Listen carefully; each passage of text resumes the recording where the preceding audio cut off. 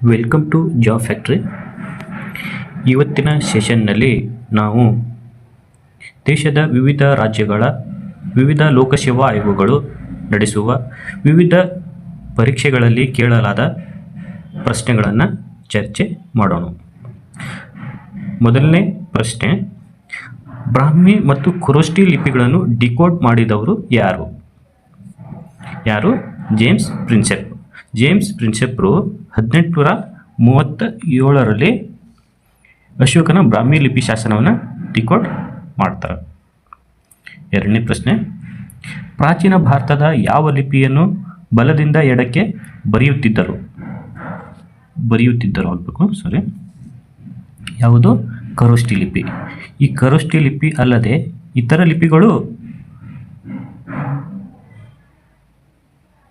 ಲಿಪಿಗಳು ಬಲದಿಂದ ಎಡಕ್ಕೆ ಬರುತ್ತಿದ್ದರು. ಅವು ಯಾವುವು ಅಂದ್ರೆ ಬ್ರಾಹ್ಮಿ ಮತ್ತು ಶಾರದಾ ಲಿಪಿಗಳು. ಮೂರನೇ ಪ್ರಶ್ನೆ, ಎಪಿಗ್ರಫಿ ಎಂದರೆ? What is epigraphy? ಎಪಿಗ್ರಫಿ ಅಂದ್ರೆ ಶಿಲಾಶಾಸನಗಳ ಅಧ್ಯಯನ ಅಥವಾ ಸ್ಟಡಿ ಆಫ್ ದಿ ಇನ್ಸ್ಕ್ರಿಪ್ಷನ್. ನಾಲ್ಕನೇ ಪ್ರಶ್ನೆ, who is called the father of Indian archaeology? ಭಾರತೀಯ ಪುರಾತತ್ವ ಶಾಸ್ತ್ರದ ಪಿತಾಮಹ ಎಂದು ಯಾರನ್ನು ಕರೆಯುತ್ತಾರೆ? ಯಾರು? Alexander Cunningham. 1861ರಲ್ಲಿ ಆರ್ಕಿಯಾಲಜಿ ಸರ್ವೆ ಆಫ್ ಇಂಡಿಯಾ ಸ್ಥಾಪನೆ ಮಾಡಿ ಇದರಿಂದ ಪುರಾತತ್ವ ಸಂಪತ್ತಿನ ಅನ್ವೇಷಣೆ ಮಾಡೋಕ್ಕೆ ಅನುಕೂಲ ಆಗ್ತದೆ. ಹಾಗಾಗಿ ಇವರನ್ನು ಫಾದರ್ ಆಫ್ ಇಂಡಿಯನ್ ಆರ್ಕಿಯಾಲಜಿ ಅಂತ ಕರಿತೀವಿ. ಐದನೇ ಪ್ರಶ್ನೆ, the Brahmi script was first deciphered by letters inscribed on. ನಂತರ ಬ್ರಾಹ್ಮಿ ಲಿಪಿಯನ್ನು ಮೊದಲ ಬಾರಿಗೆ ಯಾವುದರ ಮೇಲೆ ಕೆತ್ತಿದ ಅಕ್ಷರಗಳಿಂದ ಅರ್ಥೈಸಲಾಯಿತು? ಇದು UPPSC 2008ರಲ್ಲಿ ಕೇಳಿದ ಪ್ರಶ್ನೆ. ಆನ್ಸರ್ ಏನು?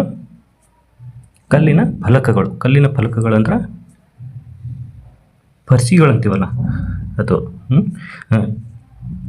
ಇದನ್ನು ಜೇಮ್ಸ್ ಪ್ರಿನ್ಸೆಪ್ 1837ರಲ್ಲಿ ಶಿಲಾಶಾಸನ ಆಧಾರದ ಮೇಲೆ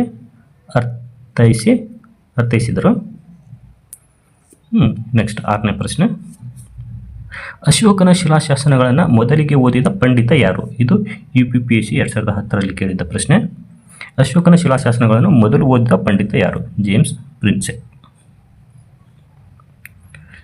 1837ರಲ್ಲಿ ಬ್ರಾಹ್ಮಿ ಲಿಪಿಯನ್ನು ಡಿಕೋಡ್ ಮಾಡಿ ಅಶೋಕನ ಶಾಸನಗಳನ್ನು ಓದ್ತಾರೆ. ಈ ಅಶೋಕನ ಶಾಸನಗಳಲ್ಲಿ ಏನು ಹೆಚ್ಚಿಗೆ ಹೇಳ್ತಾರೆ? ಬುದ್ಧನ ಧಮ್ಮನೀತಿ, ಬೌದ್ಧ ಧರ್ಮದ ಕುರಿತ ಮಾಹಿತಿಗಳನ್ನು ಪ್ರಸಾರ ಮಾಡ್ತಾರೆ. ಓಕೆ, ನೆಕ್ಸ್ಟ್ 7ನೇ question, pre Ashokan Brahmi script was found at? ಅಶೋಕನ ಪೂರ್ವ ಬ್ರಾಹ್ಮಿ ಲಿಪಿ ಪತ್ತೆಯಾದ ಸ್ಥಳ. ಅಶೋಕನ ಬ್ರಾಹ್ಮಿ ಲಿಪಿ ಪತ್ತೆಯಾದ ಸ್ಥಳ ಎಲ್ಲಿ ಅಂದ್ರೆ ಅನುರಾಧಾಪುರ. ಇದು ಅನುರಾಧಾಪುರ ಎಲ್ಲಿ ಐತೆ ಅಂದ್ರೆ ಶ್ರೀಲಂಕಾದಲ್ಲಿ ಐತಿ. ನೆಕ್ಸ್ಟ್ 8ನೇ ಪ್ರಶ್ನೆ, ದ ಋಗ್ವೇದ ಅಂದ್ರೆ ಏನು? ಇದು UPದು ROERO ಎಕ್ಸಾಮಲ್ಲಿ ಕೇಳಿದ್ದು 2016ರಲ್ಲಿ. ಋಗ್ವೇದ ಅಂದ್ರೆ ಏನು? ಸ್ತುತಿಗಳ ಸಂಕಲನ ಅಥವಾ ಪದ್ಯಗಳ ಒಂದು ಸಂಗ್ರಹ. ಋಗ್ವೇದದಲ್ಲಿ 128 ಸೂಕ್ತಗಳದಾವ ಅಂದ್ರೆ ಶ್ಲೋಕಗಳು. ಈ ಶ್ಲೋಕಗಳಲ್ಲಿ ಏನೈತೆ ಅಂದ್ರೆ ನಮ್ಮ ಪ್ರಕೃತಿ ಬಗ್ಗೆ, ನಿಸರ್ಗದ ಬಗ್ಗೆ, ದೇವತೆಗಳ ಬಗ್ಗೆ, ಸಾಮಾಜಿಕ ಹಾಗೂ ಧಾರ್ಮಿಕ ಜೀವನದ ಬಗ್ಗೆ ಕುರಿತು ಹೇಳ್ತಾವೆ. 9ನೇ ಪ್ರಶ್ನೆ, which one of the following is oldest Veda? ಕೆಳಗಿನವುಗಳಲ್ಲಿ ಹಳೆಯದಾದ ವೇದ ಯಾವುದು? UPPSC 2010ರಲ್ಲಿ ಕೇಳಿದ ಪ್ರಶ್ನೆ. ಯಾವುದು? ಋಗ್ವೇದ. ಇದು ಋಗ್ವೇದ ಮಾನವ ಕುಲದ ಅತ್ಯಂತ ಹಳೆಯ ಸಾಹಿತ್ಯ. ನೆನ್ಪಿಟ್ಕೋಬೇಕು, ಇದು ಕೇಳ್ತಾರೆ. ನೆಕ್ಸ್ಟ್ ಕ್ವಶನ್ ಅದೇ ಐತೆ.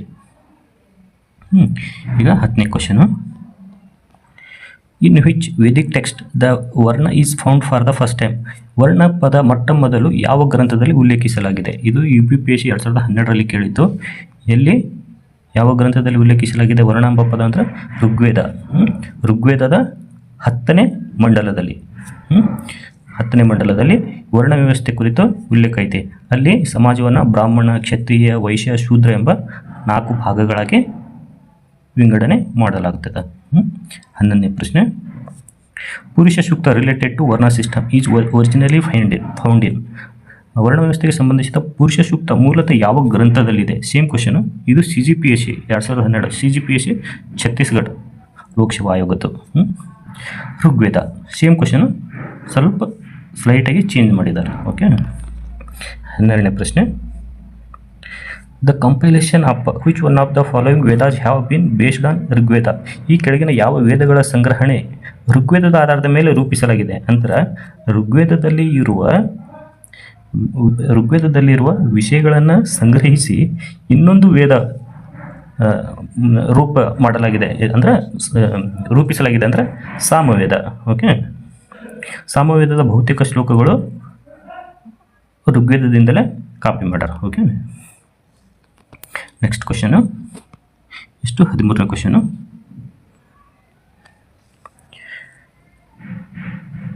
ಕೆಳಗಿನವುಗಳಲ್ಲಿ ಯಾವುದು ಶುಕ್ಲ ಯಜುರ್ವೇದದ ಸಂಹಿತೆ? ಅಂದರೆ ಶುಕ್ಲ ಯಜುರ್ವೇದದ ಒಂದು ಸಂಹಿತೆ. ಇದು UPPSC 2018ರಲ್ಲಿ ಕೇಳಿದ ಪ್ರಶ್ನೆ. ಯಾವುದು ಅಂದ್ರೆ ವಾಜಸನೇಯಿ. ಇಲ್ಲಿ ಯಜುರ್ವೇದದ 2 ಭಾಗ. ಯಜುರ್ವೇದದಲ್ಲಿ 2 ಭಾಗಗಳಾದವು. ಒಂದು ಶುಕ್ಲ ಯಜುರ್ವೇದ, ಇನ್ನೊಂದು ಕೃಷ್ಣ ಯಜುರ್ವೇದ. ಈ ಶುಕ್ಲ ಯಜುರ್ವೇದ ಅಂದ್ರೆ ವಾಜಸನೇಯಿ ಸಂಹಿತೆ. ಕೃಷ್ಣ ಯಜುರ್ವೇದ ಅಂದ್ರೆ ತೈತರಿಯ ಮತ್ತು ಕಟಕ ಸಂಹಿತೆಗಳು. 14ನೇ ಪ್ರಶ್ನೆ. In which of the Vedas ಸಭಾ ಆ್ಯಂಡ್ ಸಮಿತಿ are called 2 daughters of Prajapati? ಇದು UPPSC 2009ರಲ್ಲಿ ಕೇಳಿತು. ಅಂದರೆ ಯಾವ ವೇದದಲ್ಲಿ ಸಭೆ ಮತ್ತು ಸಮಿತಿ ಪ್ರಜಾಪತಿಯ 2 ಪುತ್ರಿಯರೆಂದು ಹೇಳಲಾಗಿದೆ? ಯಾವುದಂದ್ರೆ ಅಥರ್ವ ವೇದದಲ್ಲಿ ಸಭಾ ಮತ್ತು ಸಮಿತಿ ರಾಜನ 2 ಪುತ್ರಿಯರೆಂದು ಹೇಳಲಾಗ್ತದೆ. Next. Ayurveda that is science of life appeared first in UPPSC 94ರಲ್ಲಿ ಕೇಳಿತು. ಆಯುರ್ವೇದ ಅಂದರೆ ಜೀವನಶಾಸ್ತ್ರ ಎಂಬ ಮೊದಲು ಯಾವ ಭಾಗದಲ್ಲಿ ಕಾಣಸಿಗುತ್ತದೆ? ಅಂದರೆ ಯಾವುದು? ಅಥರ್ವವೇದ. ಆಯುರ್ವೇದ ಅಥರ್ವವೇದದ ಅಂಗ. ಈ ಆಯುರ್ವೇದದಲ್ಲಿ ಔಷಧಿ, ರೋಗಗಳ ಕುರಿತು ಪರಿಹಾರ, ದೇಹ ಮನುಷ್ಯನ ಆರೋಗ್ಯದ ಬಗ್ಗೆ ಜ್ಞಾನ ಐತೆ, ವಿಷಯ ಸಂಗ್ರಹಣೆ ಐತೆ. 16ನೇ ಪ್ರಶ್ನೆ. Which one of the following 4 Vedas contains an account of magical charms and spells? JPPSC Jammu Kashmir. ಇದು ಅಥರ್ವವೇದ. ಅಥರ್ವವೇದದಲ್ಲಿ ಮಾಟ ಮಂತ್ರಗಳ ಬಗ್ಗೆ,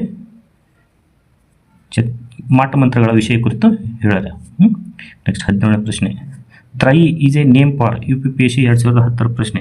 ತ್ರಯಿ ಅಂದ್ರೆ ತ್ರಯಿ ಅಥವಾ ತ್ರೈ ಅಂದ್ರೆ 3 ವೇದಗಳು. ತ್ರಯಿ ಅಂತೀವಲ್ಲ, ತ್ರಯಿ ಅಂದ್ರೆ 3 ವೇದಗಳು. 3 ವೇದಗಳು, ಪ್ರಥಮ 3 ವೇದಗಳದಾವಲ್ಲ, ಅವನ್ನ ತ್ರಯಿ ಅಥವಾ ತ್ರಯಿ ಅಂತ ಕರಿತೀವಿ.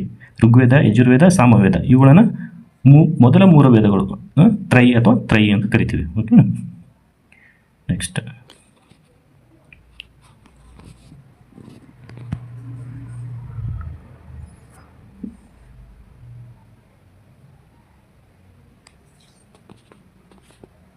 The priest associated with King Videha Madhava referred in ಶತಪಥ ಬ್ರಾಹ್ಮಣ ವಾಜ್. ಇದು UPPSC 2015 ಕೇಳಿತು. ಯಾರಂದ್ರೆ ಋಷಿ ಗೌತಮ ರಾಹುಗುಣ. 22ನೇ ಪ್ರಶ್ನೆ. Teacher who taught Vedanga for livelihood was called? ಜೀವನೋಪಾಯಕ್ಕಾಗಿ ವೇದಾಂಗವನ್ನು ಬೋಧಿಸಿದ ಗುರುವಿಗೆ ಏನೆಂದು ಕರೆಯಲಾಗ್ತಿತ್ತು? ಏನಂದ್ರೆ ಉಪಾಧ್ಯಾಯ. ಆಚಾರ್ಯ ಅಂದರೆ ಧಾರ್ಮಿಕ ಗುರು. ಉಪಾಧ್ಯಾಯ ಅಂದರೆ ಜೀವನೋಪಾಯಕ್ಕಾಗಿ ಬೋಧನೆ ಮಾಡುವರು. ಪುರೋಹಿತ ಅಂದರೆ ಯಜ್ಞ ವಿಧಾನ ನಿರ್ವಹಿಸುವರು. Upanishads are book on? Upanishads ಯಾವ ವಿಷಯದ ಗ್ರಂಥಗಳು? ಯಾವುದು? ತತ್ವಶಾಸ್ತ್ರ. 24. Which one of the following Vedic literature talks about salvation? ಮುಕ್ತಿ ಅಥವಾ ಮೋಕ್ಷದ ಬಗ್ಗೆ ಯಾವ ವೇದದಲ್ಲಿ ಹೇಳಲಾಗಿದೆ? ಯಾವ ವೇದ? ಉಪನಿಷತ್ತಿನಲ್ಲಿ. ಇದು UPPSC 2003ರಲ್ಲಿ ಕೇಳಿದ ಪ್ರಶ್ನೆ. ಉಪನಿಷತ್ತುಗಳಲ್ಲಿ ಮೋಕ್ಷ, ಆತ್ಮ ಮತ್ತು ಏಕತ್ವದ ಕುರಿತು ವಿಶ್ಲೇಷಣೆ ಐತೆ. ನೆಕ್ಸ್ಟ್ ಲಾಸ್ಟ್ ಕ್ವಶನು, 25ನೇ ಪ್ರಶ್ನೆ. The famous dialogue between Nachiketa and Yama is mentioned in? ಇದು UPPSC 1997ರಲ್ಲಿ. ನಚಿಕೇತ್ ಮತ್ತು ಯಮರ ನಡುವೆ ಪ್ರಸಿದ್ಧ ಸಂವಾದವು ಯಾವ ಉಪನಿಷತ್ತಿನಲ್ಲಿ ಉಲ್ಲೇಖವಾಗಿದೆ? ಅಂದರೆ ಕಥೋಪನಿಷತ್ತಿನಲ್ಲಿ ಐತ್ರಿ ಇದು. ಓಕೆ, ಇಷ್ಟು. ನೆಕ್ಸ್ಟ್ ಸೆಷನಲ್ಲಿ ಭೇಟಿಯಾಗೋಣ.